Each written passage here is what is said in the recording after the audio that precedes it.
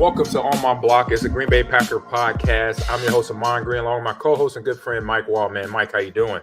AG, I'm doing good, man. It's Boxing Day. You know what Boxing Day is, right? No, I know Boxing of it. Day is like the day, I think, in like the UK where they go shop. It's basically like a shopping sales day. I don't know what it really means. I know it's much more important than that, I'm sure. But I associate it with getting to watch a ton of soccer. If you're like a Premier League fan, you got a ton of soccer today, and then over there's crazy. It's like their Cyber Monday. Oh, okay. I knew as a kid I learned about it, in high school about, after Christmas it was Boxer Day, and I'm like, what does that mean? I knew it was a UK thing, like you mentioned. We're butchering it right now because I'm sure Boxing Day has like some really historical significance. Yeah, I can't remember what it is. And they're gonna look at us. Oh, these Americans. This is what they do. They just say how they want to say it and control it how they want to control it. But get our sponsor read off for Bet Online. Thank you, Bet Online. So they're letting us know basketball is back, and Bet Online remains our number one source for all your sports betting needs this season. So you'll always find the latest odds, team matchup information, player news, game trends, and all at Bet Online. So as your continued source for all the sports wagering information, Bet Online features live betting, free contests, and giveaways all season long. Always the fastest and easiest way to bet on all your favorite sports events, and whether it's the NFL, NBA, NHL, MMA, tennis, boxing, or golf or esports, Mike, head to betonline.ag to join. Receive your 50% welcome bonus with your first deposit. I'm kind of getting an itch. I'm getting close. I think I'm gonna do something with the holidays and the bowl Why not? season. Especially with the playoffs coming off, man. We gotta put some bets out there. I gotta see how you sweat when you got some money on the line. I'm gonna have my line at 100. It's like once the $100 is gone, it might be gone fast. Sounds like well, my parents live in Vegas, and if they go play slots or they'll go play Mega Millions or something like that, Megabucks. Yeah. We put a limit on it, but I'll tell you what, like my mom's got like some she's like the dog whisperer with those damn slot machines, man. Like half the time she comes back with extra coin in her pocket. There you go. So make sure you use the promo code BLEAV to receive your award. So Bet Online, where the game starts. And the game started really good and ended even better for the Packers playoff hopes. They're still there, and they actually went up a few percentage, and actually like 20%. I think it's like up in the 30s now. Yeah, it's basically like the math is: can you beat the Vikings at home? Yep. Well, can the Commanders lose to the Browns? I forgot who they have the week after. They have Dallas, so they have Cleveland. I have it right here. So Green Bay wins out. Yep. Washington loses one game, Cleveland or Dallas, and then Packers obviously plus the 3 games. Giants lose 2 games. So that's where it was like a week ago. So this was before the game of this. Yeah, I think all that has to happen now is the Commanders have to lose and we have to win out. I think that's all it is now, because we'll flip-flop with the Lions if we win that game, obviously, if we win out. So got it. But listen, the first thing that had to happen is the Packers win. Big game yesterday, man. 26-20. It looks like early it's going to be a score fest. Track meet. It looked like it was going to be a track meet. And it was going to be Miami Dolphins. And it was. But you got to – it's crazy. There's a couple of things that were really interesting in this game that, I don't know how many other people will talk about it aside from us. But obviously the first thing everyone's talking about is this is a turnover battle game. And when you turn the ball over 4 times and some really inopportune, obviously throws by Tua, but also that fumble by Mostert, that play that was huge. There was a momentum shift in the game. And we'll watch it on film. And it was actually the series before that with some things that happened, but Reed was part of that too. But when Reed got that ball, by the way, what an athletic move to strip that ball, get back, dive on it. And then I don't know if you noticed, he cradled it with one hand, like popped himself up and started running. He was down by contact, but just like his athleticism to get there, super, super impressive. But very impressive. Those 4 turnovers, man, and the way that Tua, because you're sitting there listening to Moose Johnston, who's a legend, and we love the guy. A lot of respect. But I'm sitting there with these commentators like, dude, are we watching this? And all the stuff around Tua, like Mike McDaniel has done such a good job of pumping this guy up. 700 plays on film that we saw, and he's the guy to run the offense, and he can do this, and he's got the skill set. And you're watching, and it's like, can he anticipate throws? Yes. Can he throw a football? Yes. And, after that, you start going, Can he rifle it down? I mean, they're talking about how great these passes are downfield. It's like you guys are open by 5 yards. I mean, literally, you can't believe how open they are. And I'm not dismissing like he's a bad football player, But it's like, are you talking about Tua in the same argument as Patrick Mahomes, Mhm. Aaron, Josh Allen, Lamar? Are you serious? Like, he has some growth to that level. He is not there yet, and obviously the fourth quarter, and we'll talk about it more, showed that. But he has a lot of growth. Is the talent there? Yes. Is the mechanics there? Yes. But he still has a lot of work to do. I think he's topped off talent wise. I would say this. I would say his talent there. Well, yeah, he's a good. He was a football player. He won a national championship, and I mean, football Alabama. Player. Yeah, there's a ceiling to. I think there's a ceiling to his physical limits. What I saw yesterday, and I watch a ton of Dolphins tape, and what you kind of always see is they're the things that he does really well, but the problems that he has, it's like watching Jared Goff in the first year with Sean McVay, where it's like you can see he's literally being spoon fed. Here's the formation, here's the defense, here's where you should look, and then you should throw over here. And what happens is, like, when you look back at John Elway and Joe Montana and Brett Favre, when you're like looking off safeties so you can throw it deep down the field the other direction, that's one thing. Yeah. When you're looking off a linebacker so you can throw it 5 yards or 10 yards in the middle of the field, that's something completely different. And that's being told what to do. Yeah, that's what he's doing right now. You can watch it. He gets and we'll show one or two of them, but he gets the ball and he takes a hard look at somebody. Maybe he's looking him off and he wants to come back. But if that's not open, man, like, play's over. It's scramble time. We're going to throw it away. Yeah. And if there's pressure between here and there, like, there's a lot of stuff. He's just got a lot of work to do. And you can kind of see why they've tried to build him up. And again, I say this, like, I don't have a national championship. Like, the guy's a legitimate football player, right? But when you start talking about in the upper echelon of the skill position of the quarterback position, you start looking at, okay, Mike McDaniel is a genius because he got this dude to believe. Listen, if you take a 3-step drop, you look over to the left, you can throw it back to the right, and Devondre Campbell's not going to move. Like, are you serious? Like, it was amazing. Some of the stuff that was a Mozart throw off the ball where Mozart was in a slot and try to go to him. That's the one you're mentioning. Yeah, it's that seam route, and you're just like, there's like, that ain't gonna work. Like, that is not gonna work. And there's the one to Jair, not gonna. I mean, most people. It was overthrown. Most people don't even throw that ball, but you got 4 Packers in the area, and you have 1 receiver. Let's see how fast they go. And you can see early in the game what happens is, like, our defense. We could talk about how fast Tyreek Hill is and Jalen Waddle and Mostert. We could talk about how fast they are. Dude, there is no way you're repping that in practice. It's like, you remember when I don't know if you were there yet, but like when John Randall was still John Randall playing for the Vikings, they would take Keith McKenzie and they'd put a 93 jersey on him and a purple jersey, and he'd come down playing. And he was good, dude. Like, he was legit. He went from being like a really, he's like a backup defensive end on our team. Like, good player. I remember Keith. Then Keith would like start killing it. He would be like doing these crazy spins and stuff. Like, oh my God. But then you got in the game and it was like, nope, Keith's not quite John Randall. Like, John Randall's still John Randall. And that's how you early in the game. Yeah. The speed on that side of the ball, like, it affects your defensive backs, like the space they're going to give. It affects your linemen. All the motion, like the eye discipline you have to have. Like, we got 2 guys chasing the quarterback and the running backs going out the back door. Yeah, it makes you nervous as a defensive coordinator, because you got to bounce that call instantly. It got to, you have to almost anticipate, hey, before the ball snap, hey, just know that if it's crossing route, you got it. I don't have to. Let's talk about it now, because we ain't gonna have this.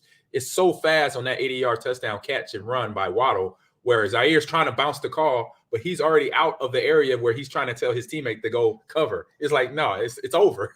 That's why it was an 80-yard score. We'll watch that one on tape, bro. But that was like such a cluster because he's bouncing the call, but it's like, you're asking the safety to slice down on a crossing route against Jalen Waddle, really? Like, that was the plan. Yeah. As I said, that's a pre-snap thing. Like, look, okay, that's what we got. If they run this crossing route that every team has run on this year, Minnesota, whoever with fast receivers and experienced receivers, this is what's going to happen. I'm just going to stay right here. You cut hard already. Just see when you see it coming, read it. Do your best ability to that point there. So Tua goes 16-25 for 310. He's got the 3 picks. He's got 2 sacks. He's got 2 fumbles.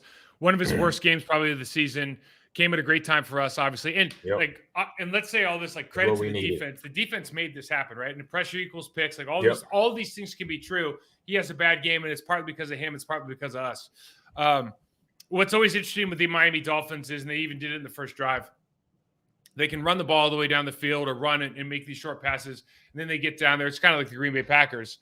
And you start throwing the football down in the red zone instead of just running the football. Right. It drives my wife. It drives Marie crazy. She's like, "What the hell is going on?" It's insane. Yeah. So Mostert's got 8 carries all game for 45 yards. He's averaging over 5.5 yards a game or a carry. Yeah. And it's like, you got 8 carries. No. I mean, Waddle's got his 143 yards on 5 catches. I mean, he's got obviously the 80-yard touchdown. Yeah. He's got, Tyreek Hill's got 4 for 103. It's just, like you said, it starts as a track meet. They do a great job of positioning these guys. We'll watch it. Even the speed of motions forces you to do things before you want to do, right? And then all the switch releases. They go 52 yards first drive, 84 yards in one play the second drive. Right. And you're just going, like, without Nixon making that long return and putting us in field position, we talk about that, and Aaron giving up a really stupid sack. But then they go 52 or 54 yards the next thing. I mean, the game's close despite all of that. And you just kind of feel like after that first quarter, you kind of look at this game, you're like, all right, it's like 10-10. I actually feel pretty good about this thing. Yeah, I said it's there. Like, it's a game. It is theirs to lose, and it's theirs to win. And you got to make sure you show up on certain plays. And certain plays happen, some plays bad, some plays good, basically. Dude, can you believe, like, we get down to the red zone again, and they go 4, and I know one of them's like the little pitch pass to Watson. Yes. They go 4 passes in a row. It's just a goal to go again. And thank God they throw it to our favorite player, like Mercedes. Yeah. Mercedes came up big yesterday, man, in a couple different ways. But he got that touchdown. But you're like, dude, you just threw it 4 times down there again? Like, what are we trying to prove? I know they forget they got. Do they hate AJ? I don't know. I hope not. They better love him. I know within the 5-yard line, 2 of them plays are going to him. This is not going to be sugarcoated. It's not even a question. It's not even a question. It's not. He's 250 pounds. Right. They ran 99G lead down there, by the way. Did you see that? Yeah. Yep. Dude, you know what's funny? Oh, we'll do it on Get Off My Lawn. Oh, God. Okay. So I say with AJ, I like what he's doing running behind his pads, but he has to get more confrontational. He has to inflict the hammer because he's taking on the 99G lead. I saw that. I said we got to show this play because I got to hear your commentary on it because it just doesn't look. He took the hits, and it's like, no, man, this is your time where you shine. You drop that shoulder, you drive them legs. That's the only thing I'm gonna let him know next time I see him on my Discord because we're friends on the Discord. Like, AJ, hey, you gotta get confrontational. You gotta get pissed off in your head on the goal line to say, when somebody hits me, it's not me hitting me, it's me hitting them. And we're going for a ride into the back of the end zone. So get that in his head right now. But he played great. Played good. 11 for 36. I thought his best play, honestly, was that he caught that slant in man coverage later in the game, kept the drive going. Aaron Jones, I think Aaron got hurt. He was 6 for 25. I think it's his shin, Aaron's shin. But I like what LaFleur is doing, keeping AJ in the pass game. Not letting his hands go to sleep because that then keeps the defense alert. 28's in, they're not going to give them there's shotgun. It's 3 wides. You know what? They might lullaby, but like 28's not getting the ball. But then all of a sudden he does his swing route. It's no blitz. 28 gets the ball because he catches it. His hands are still alive. So I like that they're keeping him in the pass game. It was crazy. Like all the stuff we talked about as far as our keys to this game showed up. It did. 100%. Number 1, got to run at the corners. Corners don't want to tackle. Done. Done. Our receivers basically are the pack, getting ate by the Pac-Man. We're greater than their cornerbacks. Blocking, receiving. Their corners are going to play a lot of single high, match and man coverage. Our guys have to win. We especially won early. It was actually our whole offense early on, right? Mm-hmm. Like you got a couple deep. You got the deep ball to Lazard. He catches another one. You catch Watson on the quick slant before he gets hurt. I know he had like 6 for 49 yesterday. He had a good game. Yeah, really good game. You talk about their tight ends are a big part of their offense, but they don't have a George Kittle. Devontae Wyatt gets the pressure on Tua, another big play in the game where they got the play action for a deep pass and Wyatt gets off on him just simply because you just don't have that guy yet. They have a couple different plays where we start attacking and squeezing down that that backside cross action run where they bring the tight end across the ball. We don't squeeze that off to start with. We start squeezing it off. The run game goes to 0. I mean, it was just a lot of this, the themes that we showed on Thursday, it just kept popping off the screen. And then I think maybe the most obvious one is Tua.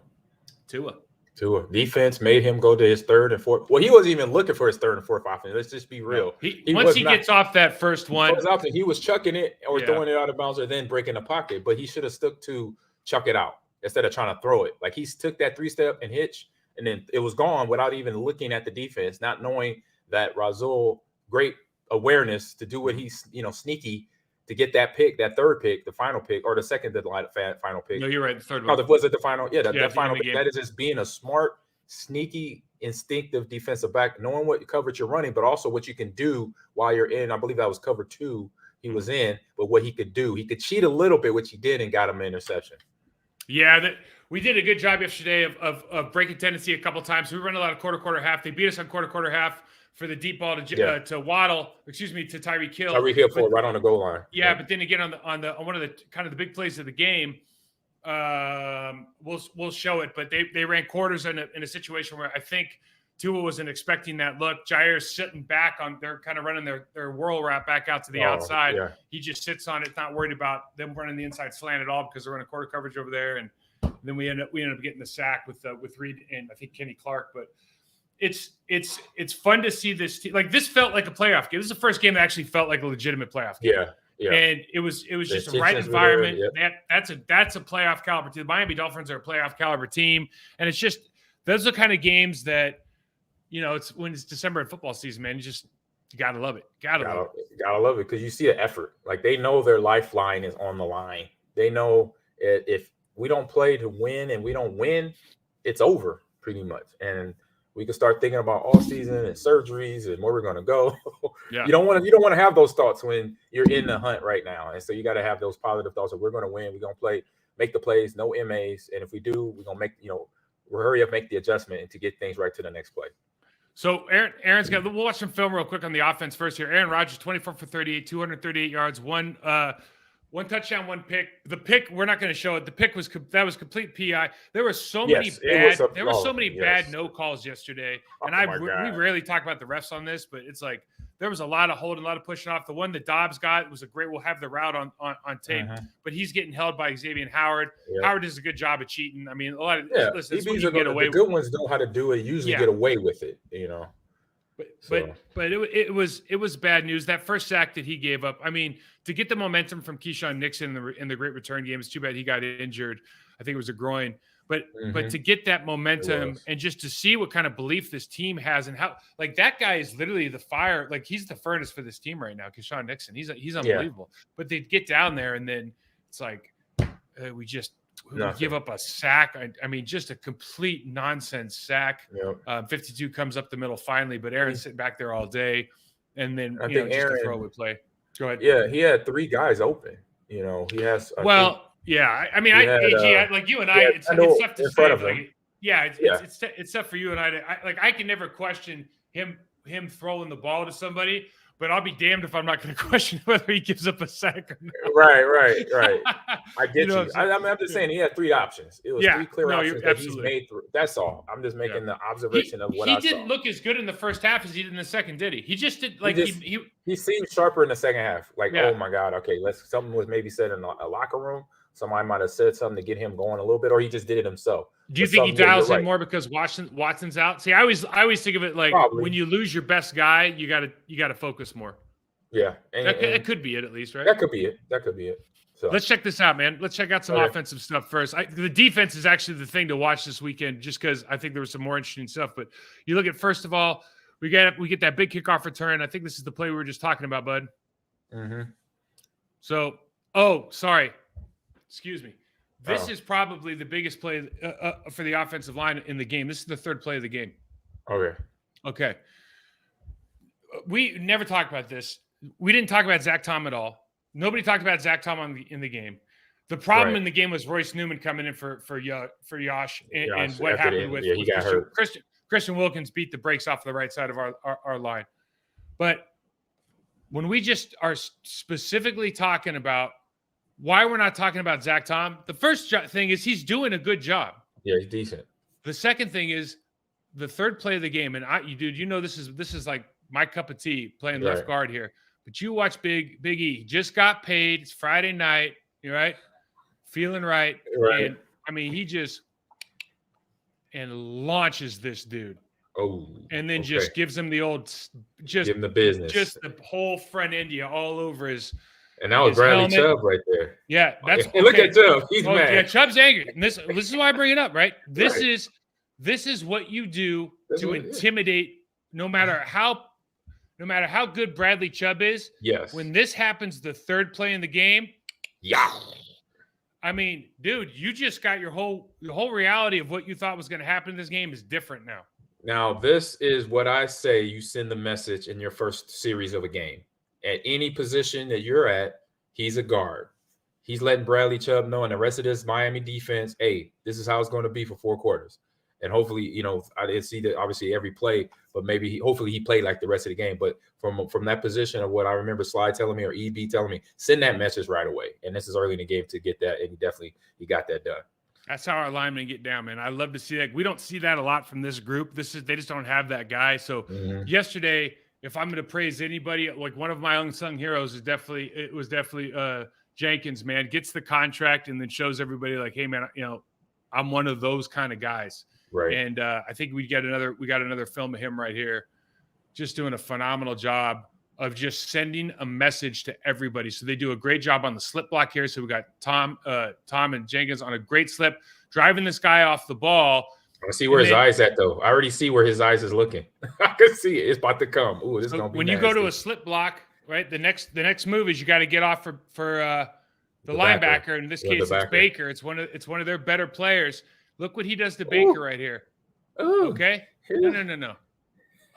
Excuse me. Coming. It's coming. Oh, just all over. I mean. Oh, I missed it. It clicked off.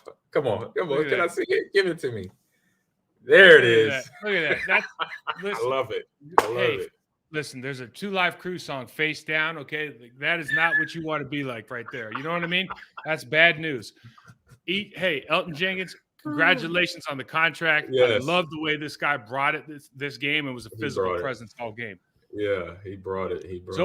And I don't want to undersell this, man. Like that is a huge, huge deal for that offensive line to take care of Bradley Chubb on the third play of the game.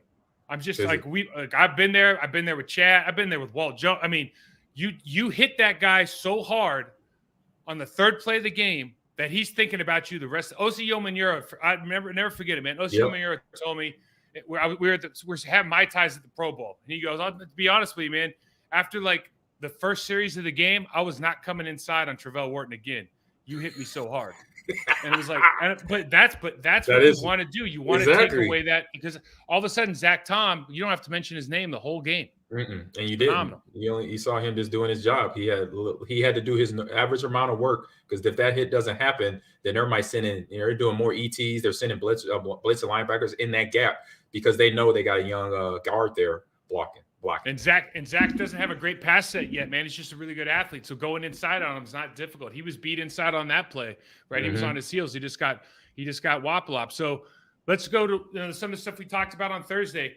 They're going to play match and man coverage. They're going to play single safety. They want to stop run, and we got to win it. We got to win. And these guys just did a phenomenal job on this split. Top of the numbers, you can go inside or outside. Nothing's predetermined here, right? Yep. You know they're going to play outside leverage with a single safety. Easy pass and catch. Like these are first down plays. This is huge for us. Got another situation. Now we split the numbers. Single safety high. You know he's going to have to play outside leverage again. They're going to run the switch. I think this one's with Watson. Yep. And nice. Just getting your athletes in position. Watson's the kind of guy right now where you don't need to, Dobbs runs a certain kind of route. Cobb brings a certain kind of route. Yep. Watson's a thoroughbred, man. Hey, let's make him one cut Charlie. You know what I mean? We don't need to overthink this. The dude's fast. Now, AG, you can talk about this better than I can, but the dude's fast. Let's not slow him down. Let's just go ahead and let him keep going. Yeah, just give him the ball, when he's still in stride and don't throw it behind him because once you throw it behind him, you susceptible to get him hit and all that stuff. But hit him on the run. He's going to have 20, 30-yard gains every catch. And we see with Lazard at the top of the screen here.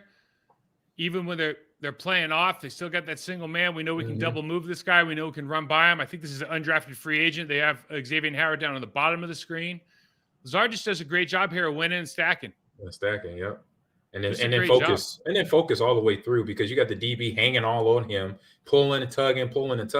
And as a pro, he's still able to fight through that and keep the focus to get both hands on the ball and then secure the catch by bringing it to his chest on the way down. Because as we've seen this season, not just the Packer games, but other games, if you watch, when the receivers, and it's going to show when Mercedes Lewis catch later, where they are the referee that's on the field and the referee that's in New York, they're really dissecting these catches all the way to the ground to make sure that ball is secure. Because if they didn't run that quick play to AJ on the goal line after Mercedes' big catch, as we'll get to later, they would have called that an incomplete pass. And that would have changed the game in terms of field position right there. So I'm glad, good catch by Allen Lazard here. Hey, let me ask you this: as when you're playing receiver and you're out there and you go by the guy, what are they teaching you to get his? Are they just teaching you to rip through his arm, high to low? The first grab, yes, rip through his arm, and then as the ball's coming, it's a thing called late. You probably heard this, late hands. Yep. So let him the first time, because you want to keep your momentum going. Because if you don't rip through, that's natural running motion. You don't keep your speed going. You rip through the first. But are you pulling through? That's what. Like you accentuating, like for example, if you're a pass rusher, I'm going to accentuate this and pull through, really rip through it. Is it something that's just natural that you want to do, or do you want to I'm going to find that guy's forearm or elbow and attack it? No, first time you and attack it. Yeah. You and attack it to keep also your stride going, and then helps you get on top of him even more. Because if you attack it right, then his hand is down, and then you're able to stack him more. And his hand, he's going to take time to kind of adjust to that, and then you're in the position that you want to be in to catch the ball and bring it in. Roger that. Yep. So we got a trips look kind of out of a bunch formation here. A lot of these looked all day yesterday. Down below.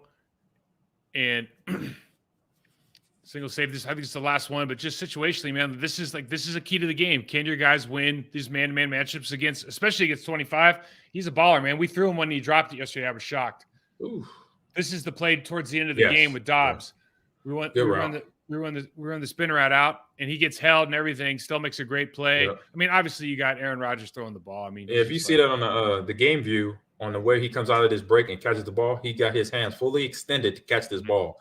So that's receiver one-on-one. When the ball is thrown in the area, basically that's what Aaron does. He throws it to an area, so that means the receiver is on him to get to that area, fight off the DB. The DB is holding like a mother, just like we talking about. But the DB's doing his job. That's what DBs do. They grab, they pull, they're trying to disrupt your route running. So then he uses that full extension to get the hands out, to get his ball, to catch that ball. And that's what I like about Romeo ever since training camp, knowing all his technique and the tools that he can use to catch the ball. What I love about this play is obviously we showed this play first. This is the first of the series that we just showed, right? He's top of the numbers again. It was flip-flop because we were going the opposite direction, but top of the numbers, he goes for the slant route, right? And they just, hey, this is just an adjustment.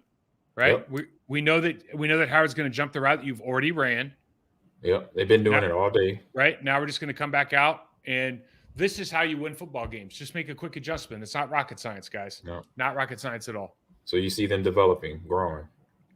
We talked about the corners. What the other thing they don't like to do is they don't like to tackle, right? Here's my guy right here. And I love Xavier, man. Like he's a legitimate good dude. He got a big contract because he earned it. He's a great player down there. But Pro Bowl corner. He don't want any part of AJ now. No. I mean, when I saw he don't want any part of that, bro. I was excited. AJ getting ready for the contact. I just he got whiffed, basically. AJ fell down actually because Xavier jumped out of the way. If Xavier would have hit him, that would have kept him. That would have helped his balance, and he could have run over the next guy and got more than the first down. Yeah. So Yash coming out of the game was a big deal. We talked about it last week. I don't know honestly. I'll check. You go talk. Go ahead. We talked about obviously Melvin Ingram, Chubb, and Jalen Phillips being those three pass rush guys that they bring in. But we said late Christian Wilkins is their guy. Like he's the firecracker on that defensive line. And Yash isn't the greatest run blocker. Good technique though, improving run blocker, but confident there at right tackle right now. He knows that's his position. You look at the inside hand here against Christian Wilkins. Like this is a little thing, but that's a big time play right there. He's got inside hand. He's winning inside hand and gives AJ that room to run. We widen that space. That stuff is not happening the rest of the game. I'll give you guys one more look at this. I don't love the second step. I don't love the power, but I love that inside hand so he can control that guy at the line of scrimmage. And because Wilkins was a problem the whole game. Wilkins just went off. So I think it was 3 plays in a row that they just started talking about him. All of a sudden, it's like, oh, this dude just made all pro today. But to be fair, some of it he deserved, some of it he didn't. But like this kind of stuff is unacceptable. So now Royce is in the game, John Runyon Jr. And listen, I'm just going to be honest with you. Like what they're asking him to do is really tough. So John Runyon Jr. is not going to give Royce Newman a hand of help or anything. He's actually trying to push this. If anything, he's taking the route to push over the nose tackle and then come up late. This is not an easy block, but you got to take some. If you're Royce Newman, if you don't take any kind of step, if you don't take any kind of step here, if your left foot is not going to gain leverage on that player, like there is no chance you're making the play against that gap player, that 3-eye or that 3 technique. So now you got one play. He gets up. He's juiced. Yeah. Now they slide in. They put Baker on the end line of scrimmage. You got 6 guys on the line of scrimmage. Okay, you got Josh Myers going to the left. You know the call. If you're Royce, you know the call. Mm-hmm. You know that he's your guy. And this is one of those things where he comes down, he makes a quick shift, nothing dramatic, but all of a sudden they get communication problem. You force Aaron to get rid of the ball quickly. He throws it out of bounds. That was on a 3rd down, but you gave away the free rusher on the inside. You never give up the inside guy. Never. You always obviously take the better player if it's one of the two. And then John Runyon Jr. here. Now this is a 1st and 10 play, and he's not the only guy in on this play. But you just see on the play action under center. He's a little over his toes a little bit. Yeah, he just gets. This is a situation where I always tell a lineman, man, you're either all or nothing here. You either go out and sell run, gut drop, second step down, shoot your hands and get that guy at the line of scrimmage, or you pass pro. And if they're asking you like, hey man, I don't care, we'll take the L, but you got to go running out and get him. You got to get out there. You got to try to stay square, especially against a guy who's a 4-point square to the line of scrimmage defensive player. You have to be able to cover him up. You cannot, under any circumstances, allow yourself to get turned in the slightest because you don't bring that second step. You're turned right here. You just got problems, man. And then, of course, you saw the running back had to bail early because they brought the safety. Yep. They're doing their best there. That Wilkins kid, he's a good player. And then we got this is early on in a short yardage situation. Wilkins beats Newman, but then you see on the other side, 92, we don't even block him. I think Mercedes gets screwed up here because they shift down over here, and I believe he thinks he's gonna take 43 as he's washing down, but they just let 92 go, and they just meet at the running back, man. He just gets clobbered. Yeah. These plays against playoff teams, again, we had 4 turnovers on the Dolphins team yesterday, but that ain't gonna get the job done. Yeah, I remember seeing that play. That was a conversion attempt right there. Yep. Tough hit. So we see the 2 here. And this is a lot of people asked me last week about some of our RPO stuff. A lot of our RPO stuff is actually made before. I know Aaron pulled the ball and ran yesterday, which was comical. But a lot of his reads are made before the snap. And so one of the things that's easy to look at is Watson went in motion here. Watson's the inside of the trips look on the top of the screen. If that linebacker, if he has leverage on that linebacker, in other words, if that linebacker, the bottom circle, isn't walked out on him and that slot, that nickel corner is back, they're going to throw this ball 10 times out of 10. And it's really just that easy. I don't care if they have safeties, one safety. If this is the look they get, they're basically just saying, hey, Watson's got him leverage. He's not going to the linebacker's not going to beat him with speed. And there's no chance of that nickel corner in the middle of the trips. Look, that nickel corner can be able to run up, make this play without, I think that's Dobbs getting a hand on him. So for people out there asking that question, that was Cobb, excuse me, out there asking the question, like that's what they're very, very comfortable doing that. Mercedes, dude, he's our hero. Look, they got a great slip block here with Mercedes and Tunyon. Look at what Mercedes Lewis, same foot, same shoulder, does to the defensive end, then rises on this linebacker, man. This is why this guy's been in the league for 17 years playing at a high level. 1-2, pop. And then just up creating that crease for Dylan again, man. It's actually like, for me, this is a thing of beauty because we talk about it from an offensive line standpoint. You really are trying to pop that guy just like he does. Tunyon's actually got to come back and make that play happen and gather that guy up because Mercedes does such a good job of striking same foot, same shoulder. Yeah, but AJ actually gave it a little bit on this one. He gave it to him more than he did, even though the safety came down hard to hit him. But they like this Holland kid. You like to see him fall forward, though, right? Yes, that's what I like. Now, if he would have went backwards, I'm like, ooh, you absorbed that. So him falling forward, that means he struck through the guy. He dropped the shoulder, he dipped and punched. So seeing him going forward, that then he didn't take all that hit. That's one thing we always talked about you, right? Like you never go out of bounds. You always fall forward. That's it. You gotta always. That's a I say running back mantra right there. It's right in the DNA. So we got Mercedes again here. This is on the wheel, and it's just you got to appreciate a couple things here. One, anytime Mercedes, I think Mercedes matched his yearly yardage with this catch. He probably did. Close, right? I was like, oh, it was because I didn't know. I'm thinking it was Lazard or Tunyon or somebody. And then when I saw who came up with it, I was like, oh, okay, I give it to him. Nice, he got a position to make the catch. Truth be told, man, this is Aaron Rodgers. I mean, you see, we see the blitz pick up. Good job by a little Kalen, bit late, man. yeah. But see, I mean, but he finishes. He finishes. Look at this throw, though, man. I mean, come on, that's ridiculous. Yeah, and what I liked the whole game, and it was mentioned in the game that he had 10 different receivers in the third quarter, and that's what a great quarterbacks do. They throw it to multiple people, so then the defense can't focus just on one or two receivers. All right, this is it, man. 99G lead. Yeah. So 99G lead, for those who don't know, is a play we ran against the Atlanta Falcons. I pulled this play up today, AG, and then I realized that we didn't score on it. And we had to score on the fullback dive. I thought we scored on the damn. I've been telling everybody because I knocked the hell out of the corner and I felt real proud about myself. So I thought we scored. I thought we scored on the play, and it turns out that you had to push Will in on the fullback dive to score on that play. So I had it on the tape, but I took it off. However, this 99G lead. So we got down block, guards kicking out on the edge. And we got a fullback lead to the linebacker, and this is just a contact play. Who wants it more? Physical play. Who wants it more? That's it.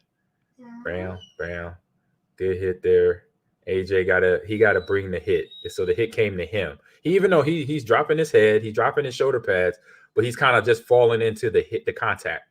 And when the contact came to him, he ended up absorbing it because you see the way his back and he twists all onto the knees. He's rounded over, right? Yeah, it's just that's rounded over. Doesn't look good. You gotta be big chest, flat back, man. I'm the stinger. I'm the stinger, right? Yeah, you're the stinger, flat back. So to me, as a coach, I'm like, ooh, I don't like that turn around and spin on the knee because we got ball and joints split in places. We got ligaments. So you see that, I'm like, oh, I don't like that. But I'm glad he came out okay from that hit. It could have been worse. Great job. Just wanted to do some Aaron Jones appreciation post. We hadn't had a clip of him yet. Great run there. The edge fast. Great job. Great job. The play was a good design. Yeah. So Billy comes out on the crack block. We got Josh pulling out. It was early in the game.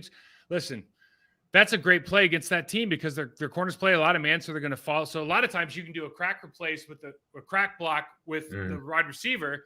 And they didn't do it on that play, but a lot of times you can, and the cornerback will just follow them because they got him in man coverage. So it's anytime you play man, it's almost like a 2-for-1 deal.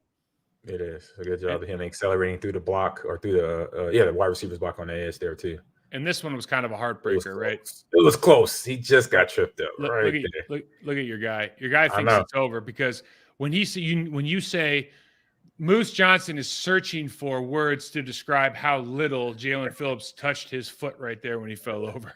Yeah, right. He really did. That was something that So you score 26 points. A lot of it has to do with field position and turnovers, but you score 26 points.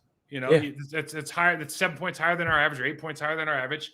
Aaron has a pedestrian, 238, but there's a couple big plays in the beginning. But I think the biggest thing is you can the clock. I think they only ran 50 plays on the other side. I think the number was 50 on the other side. The Dolphins only ran 50 plays. A lot of that's because they go one play for 81 yards, but a lot of that's because they were inefficient. And when we talk about the Under defense now, 50. when the Dolphins were on offense, one thing that we did consistently about the second quarter on is third down for them was it was never third and short, or it was rarely third and short. Mm-hmm. They had a lot of, despite being able to move the ball, they had a lot of plays where Tua's got a drop back pass. Maybe we switched some coverages up, but it made it difficult for them to convert. And like we talked about earlier, AG, there's a lot of stuff on here that you look early and you go, oh my God, they're going to score 50, 60 points this game. I mean, you see these guys, you got speed on speed over here with Waddle and Hill. They're going to switch release. And you look at the inside, you look at Tyreek Hill coming out of the hipped off position, and it's like, what are you going to do? I mean, I don't care. You drop 11 guys. I mean, look at that space. Yeah. It's got and so with Tua, 10 yards apart there. Yeah, it's just he's got four guys he's thrown into a 4-man box, and the guy's still wide open by 10 yards because he's just so fast. They're just threatening with speed. It affects everybody, and we talk about this. They're so worried. We see this play by the Packers a lot. They go the cross action. They got the two tight ends hipped off on each side. But because of the late motion, because we scoot over with Jaron Reed here, Jaron gets a little bit screwed up and starts following the quarterback. Mostert's out the side for 20. Big play. Nice tackle by Amos. But that stuff, it's just hard, right? Yeah, and then, you see Walker, he Olay a block on that last play too, instead of just taking the block on or, creating a muddle for Mostert. His feet sometimes is quick, but if you create that muddle, you can still try to slow him down.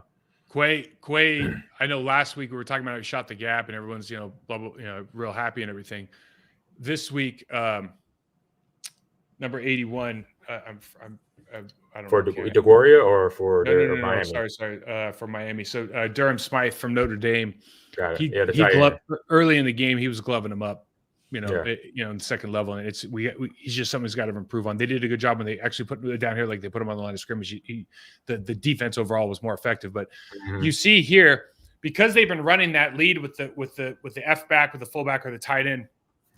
Well, they'll motion that guy across, speed him up, and then he'll kind of attack that defensive end up to the safety or linebacker.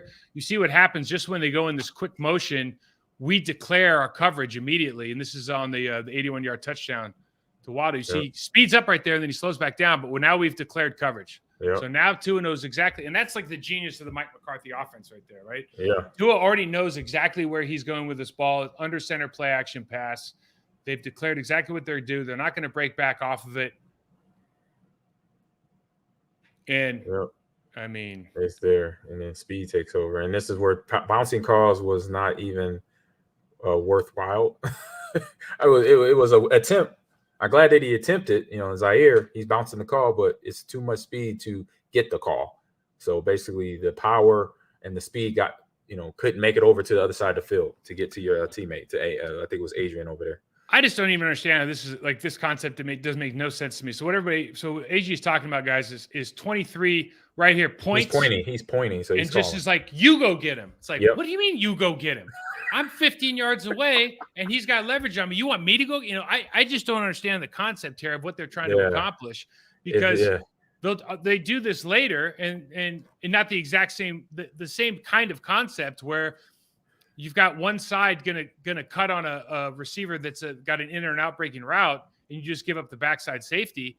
But there's no way he's chasing him down. I mean, there's just no way Adrian Amos is chasing Waddle down across the field. That just doesn't make any sense to me. Yeah, with the leverage for Amos, he's inside the numbers. He can't, if he's cutting right now, he's already beat. So he has to go to the numbers or outside, and he gets to the numbers, but there's still the speed takes over for Jalen Waddle, and obviously he has help with Tyreek Hill to get in Adrian's way. One thing you can't help but mention is our Pro Bowler here on the left of the screen. I mean, I'm not sure what we're doing here. Yeah. I mean, just listen. You get him down the 40 or 35 going in, you got a shot. Yeah, you got to slow down. Something. I know you don't want to slow down, but you're like, I know you're taking your shot there because it's like, I'm not going to stop him if I don't. But God, it's got to be sound. Fundamental football still has a part to play in the NFL. 100%. Shoot for the hips. So we look at this again, man, and AG, this is a coverage thing. This is not on Alexander. This is on what they're telling him to do. He's playing. He's over 10 yards off. They're on the 36-yard line. This cover 3 or cover 1? So they this is just a cover 3 look. Yeah. Okay. And they're going to go buzz. They're going to buzz the safety down to the flat. Yep, I see the safety's already there. So you see at the top of this route when he makes his cut, he's got an 8-yard cushion still. So he started with a 12-yard. He's still got an 8-yard cushion, and there's nobody in the middle of the field. And you're just thinking to yourself, like, I don't know. I mean, an 8-year-old could draw up this route and go, listen, if you don't put anybody in the middle, can we throw it to that Dolphin in the middle of the field? It's like, yeah, I think so. I think we can do that. Yeah, because Zaire's got to hold his responsibility of cover 3 zone, so he has a deep third. So he has to put his technique there to honor it, so the coach is not up his butt in film review, basically. Yes, absolutely. But when you could play cover 3 pressed, you could play cover 3 in a bunch of different ways. Yep. But should you be? My question is always going to be: should you be playing cover 3 with a 12-yard cushion when the guy across from you runs a 4-1? No, I don't know. Right? Yeah. So here's Tyreek Hill on the bottom of the screen, and what we talked about, or what everybody's talked about, is, hey, it would be really smart to reroute these guys. Get your hands on them as much as you can. Yes, you have to. And you look at this, and Rasul's press, you think, great, and he just bails. No, I gotta put something on his chest. You got to do something, right? And he's bailing because he's worried about holding his leverage here. But they're either running that or the motion affected his choice of not doing it because they saw the motion come over. He just saw the movement, maybe. Yeah, exactly. He might think because he has to keep outside leverage in the run. Exactly. So he thought the guy was coming to him, so he might have had a just say, "Oh, I got to bounce out now because we have an extra receiver potentially coming over." So, but these guys we're playing quarter, half to the field. Okay, so what that means is we got a quarter of the field. Alexander's got a quarter of the field. I think this is Amos. I can't remember if it's Amos or Savage. The guy on the right of the screen right now has a quarter of the field, and then the safety here has half. So he has the entire half. What happens is, as Waddle makes his outbreaking route, we get the safety on the quarter of the field side who's on the hash marks right now to turn his body and stop running. And this is like one of the things we talked about last Thursday. Yep. They kill people on this specific route every single game, whether they connect it or not. They killed this because when Tua lets this ball go, there's nobody here. No.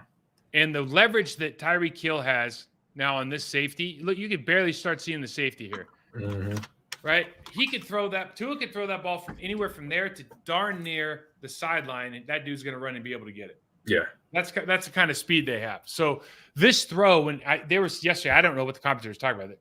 Man, this throw's a lot harder than that 4th and 1 look for Watson when he's got to drop it in the bucket. Are you crazy? You could literally throw it to anybody with this guy. Yeah. But these are the kind of plays that this team is just capable of making. They are just amazing from a speed standpoint, man. It really is impressive. So this is something that happens early in the game. Go ahead, AG. Sorry. No, that's it. It's a problem. That was it. It was quick. Early in the game, we're continuing to play that box technique. Hollins is out here against Armstead, but he's going to take on that cross action tight end. And we're just not closing the gap and we're giving up way too much space here. So we've been kind of complaining about this all year. You see the space that they have to run in. Now, Armstead gets a holding call here, but that's really not the point. The point is we're not attacking this play. Yeah. And the gap 68 can run through the gap without getting touched. That just means we got a real problem. Because he's able to completely cover Quay Walker, who's in the hole trying to do his job as a linebacker, and shed the block, and he can't really do that. So I think this is we're going to start the turning point of the game here for me. Yeah. So this is an interesting play for a number of reasons, right? So obviously it's good to see the D tackles winning against their offensive line. You go motion across. I think Gesicki's out here on the left. You can't see him. But you look, and he's got two guys, to be fair. If this is an anticipation throw, he's got Gesicki open, right? He can let that ball go to the middle of the field for Gesicki on this break right now. And he's also got Mostert on the out route because Devondre Campbell's only can cover one of them. So this throw is available, but he really wants Tyreek Hill coming across the middle. That's who he really wants. So he's looking over, and if this isn't all of a sudden, you got some people in your face, you got two people that are kind of in that throwing lane. We got a little bit of a panic, and Jaron Reed and Kenny Clark combined for this sack. Yeah. Why is that a big deal? Because I think, like, mentally, when you see that, when the defense starts going away, so all we have to do is get him off his first read. And I know you see that on film, but when you experience it on tape, and all of a sudden it's like he starts scrambling. And I know he scrambled for a first down on one of these, but he starts scrambling. It's like it hits a little bit different in the game now, right? You're like, oh, that's what we got. It feels good. You're like, oh, I see what I could do now. Okay. Couple plays later, Hollins now comes down. Look how he takes the space again. Like, I know this is kind of a little thing, but this is huge for me. Like, you see all these down blocks, you got to close that space. Great job. Now you keep your shoulder pad square to the line of scrimmage. You're kind of knocking them with your inside shoulder. What's that allow you to do? Slip underneath. All of a sudden, now we have an answer for all of their cross action, all of their pull stuff, which is their bread and butter, because they're not great at just straight ahead blocking. This is their bread and butter. All of a sudden, we start working on this stuff a little bit.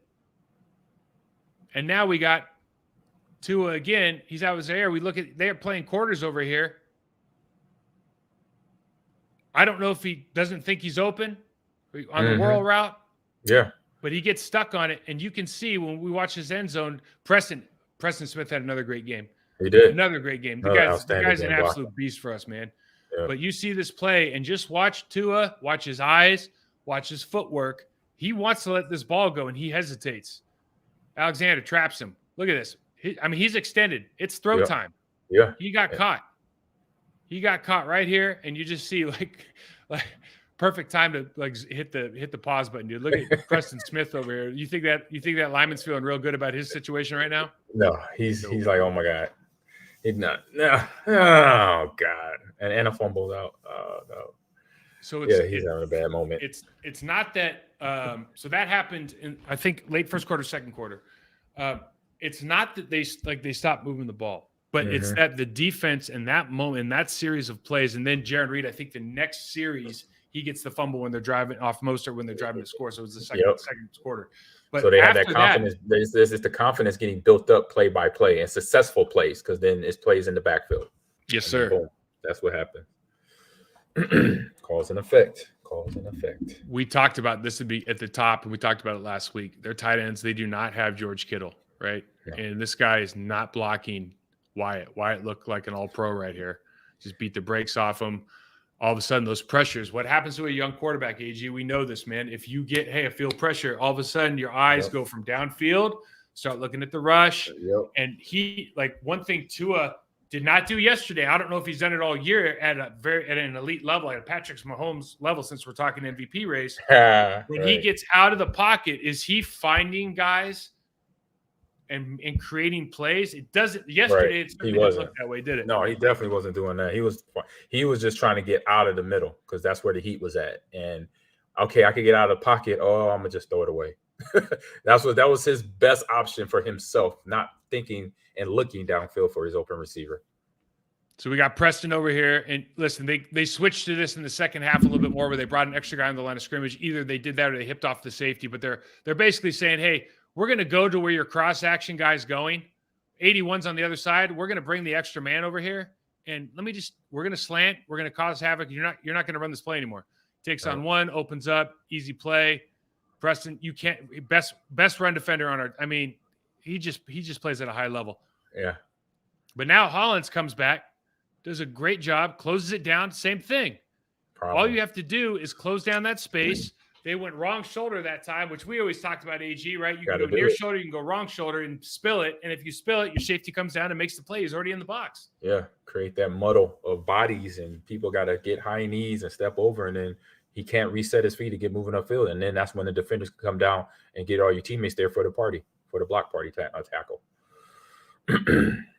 We look right here. This is that last interception. Look, his interceptions, a lot of them were bad. The one to Devondre Campbell was the worst. Was bad. Yeah, it was bad. This one, it It was just a good defensive play.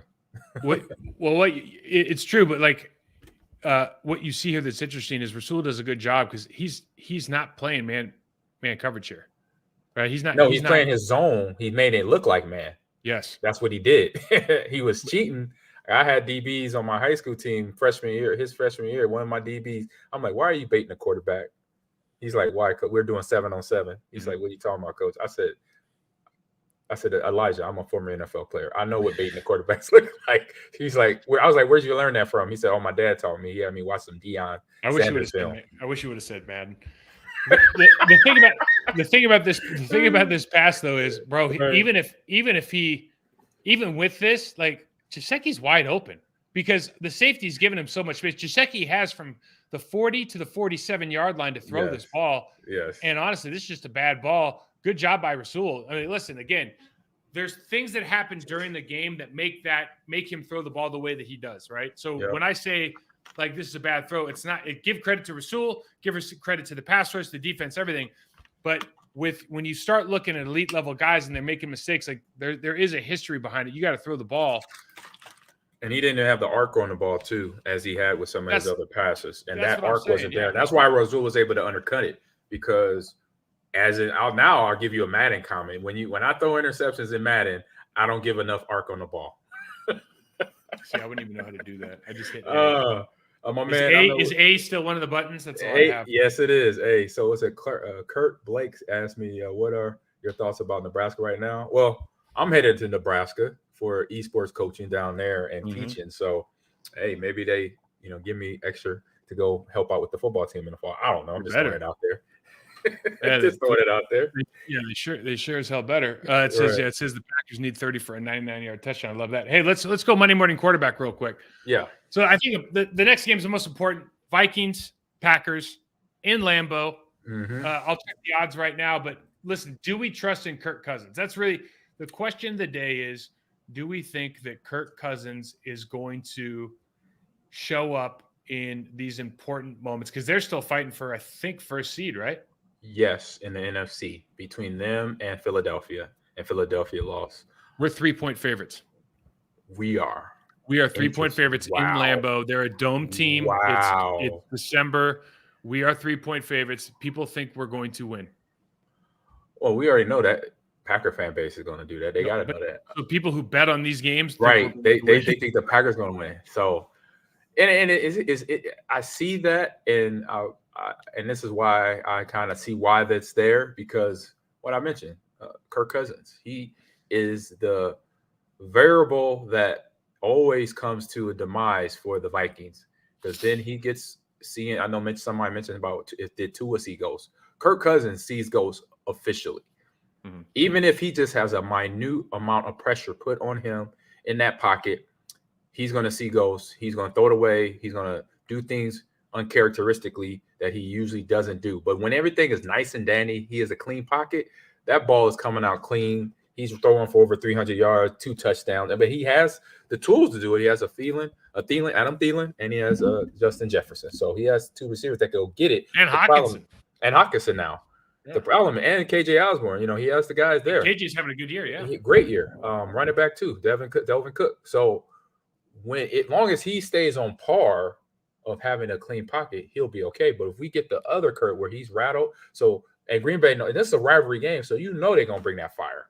And it's outdoors, all the other elements that we know, because that was one thing that was not an element in Miami. It was 40 degrees.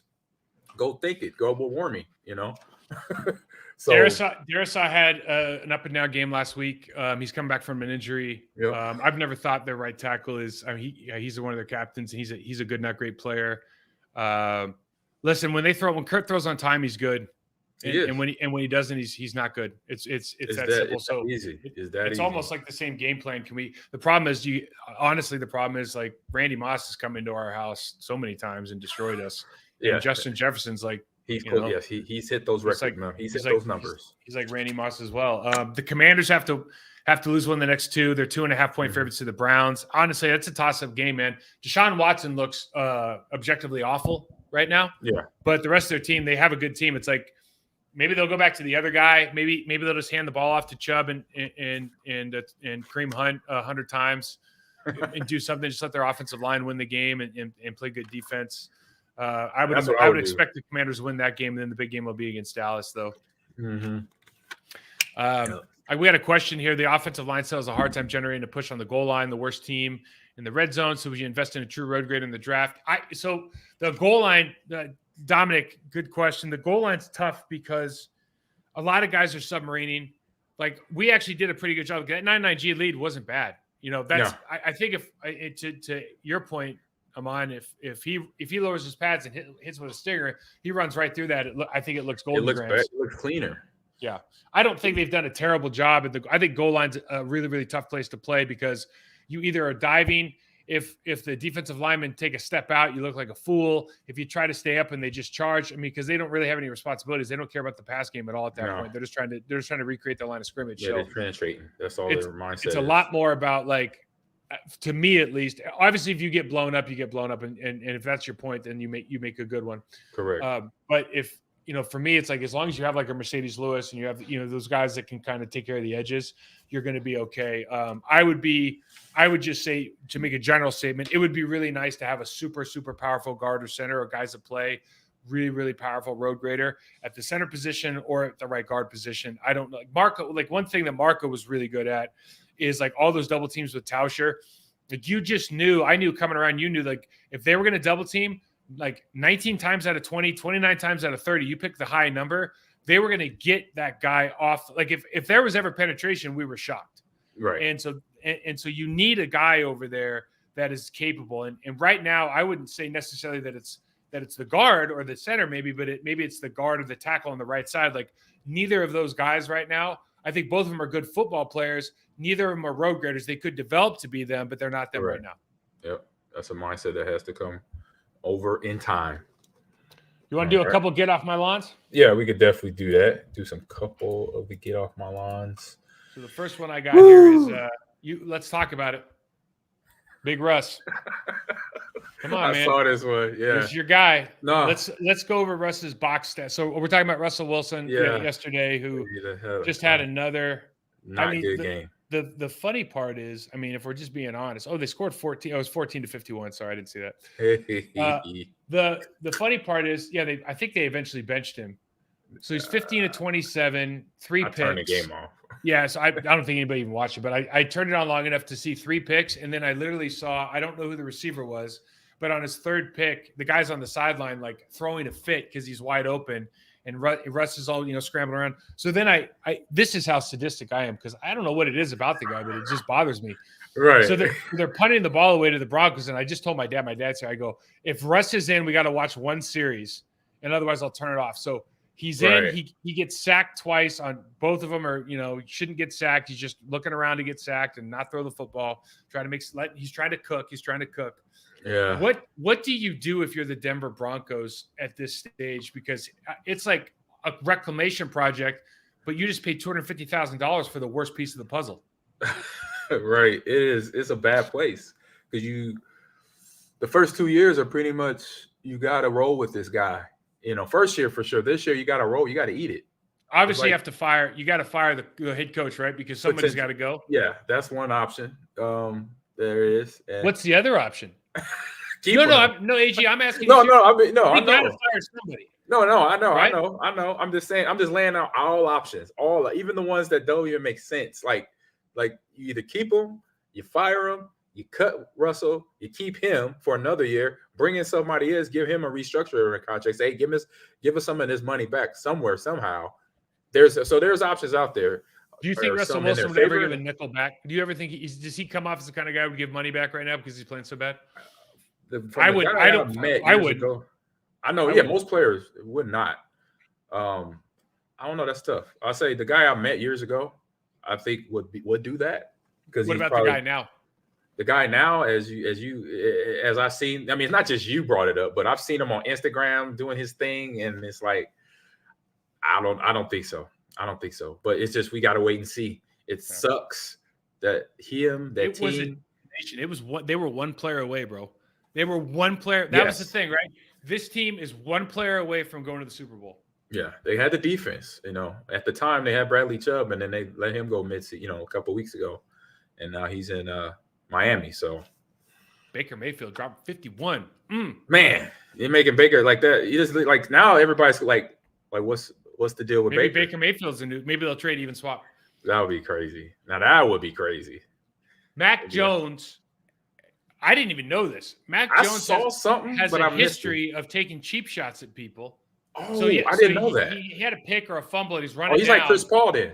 He's like Chris Paul in basketball. Dude, thank you for saying that. He's like Chris Paul. I didn't want to say it, but that's a Chris Paul. That's a Chris Paul. Hey, I was blown away last year doing a podcast talking about NBA 2K. And then I said something about Chris Paul, and one of the viewers said, hey, Chris Paul is a cheap shot artist. Go to YouTube. They have a YouTube channel dedicated to him cheap shotting people since he was at Wake Forest. That's how long he's been doing it. For almost 20 plus years. He's been cheap shotting on the courts. I was like, really? And I liked him. I respected him as a player. But once I saw that, I was like, okay, I got a problem here. So, okay, go on. My bad. No, it's just the Mac Jones thing is interesting, right? Because he's got all these other problems right now. And then and then this one thing happened. I thought it was an isolated incident. And they're like, no, actually, it's kind of the same thing. They have this like video of all of these cheap shots that he takes and tries to take people out. And you're just going like, and here's the deal. It's one thing when you do it or I do it because we're all part of the same ecosystem where we all take shots. Yeah, we're getting hit every play. It's a completely other than the quarterback, who's the most protected person on the field, even more so than the punter. Yep. Is taking cheap shots on people, and he knows that there's no consequence. Nobody can do anything to him.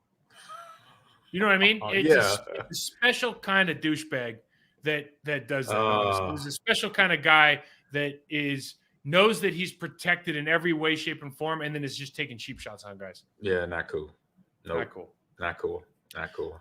The last one I had here is commentators, bro, and it's just I was watching our game in particular, the Packers-Dolphins game, and I love Moose, and I'm just going, I am watching a completely different game, and I think what it was very simply the way that I think it's really Mike McDaniel has done such a good job of talking up Tua, and the numbers support it, but the numbers support it, but the film supports that he's a good player. But the film doesn't support that he's this MVP. The film supports that he's got two guys that are just scaring the hell out of defenses. That's it. Defensive coordinators and DBs.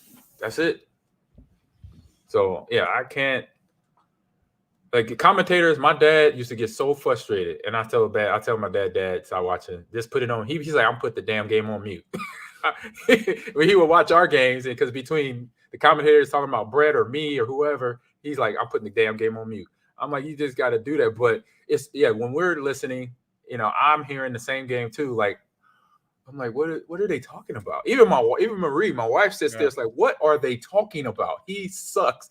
This is her words, not mine. Well, and it's not like it's even. There's a couple of things too, like I think that job is really hard. It is. I think that job is. It is hard to be really hard. So it's easy for us. It's easy for me at least. I just sit on my couch and go, oh, that's not right. That's not right. That's right. Right. But sometimes it feels like they didn't do their homework because they're talking about things that aren't relevant. And I think it's also really hard right now because the Pro Bowl stuff just came out, and so there's this new narratives that you have to explore, not just for quarterback, all these different positions, and you're like, man, and we're sitting here going like, dude, I watch tape all day, like who's good and who's not good, and some of these guys that are being touted as good aren't, and some of the guys that aren't being touted as good, like Preston Smith, unsung hero, like he gets no recognition, zero, and like who's playing, who on this team is playing at a higher level than he is right now, but defensively nobody right now. He's doing run game stoppage and pass. He's rushing the quarterback.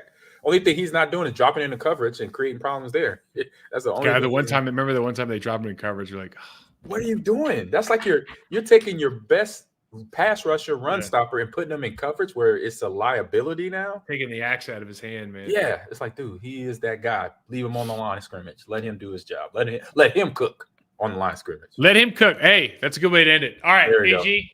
Awesome, man. We got a Vikings preview on Thursday. Yep. Got the Invite Queens. KJ coming to town. Get to see him. It's good to see him always. Is he gonna stop by? Yep. I stopped by. No, I'll go see him. I'll go to his hotel. They're in Appleton. Okay. They still use the Appleton Hotel for the away team. So I'll go check them out. It's a good steakhouse there. Yeah, Lombardi Steakhouse. I got a coupon. I might use it.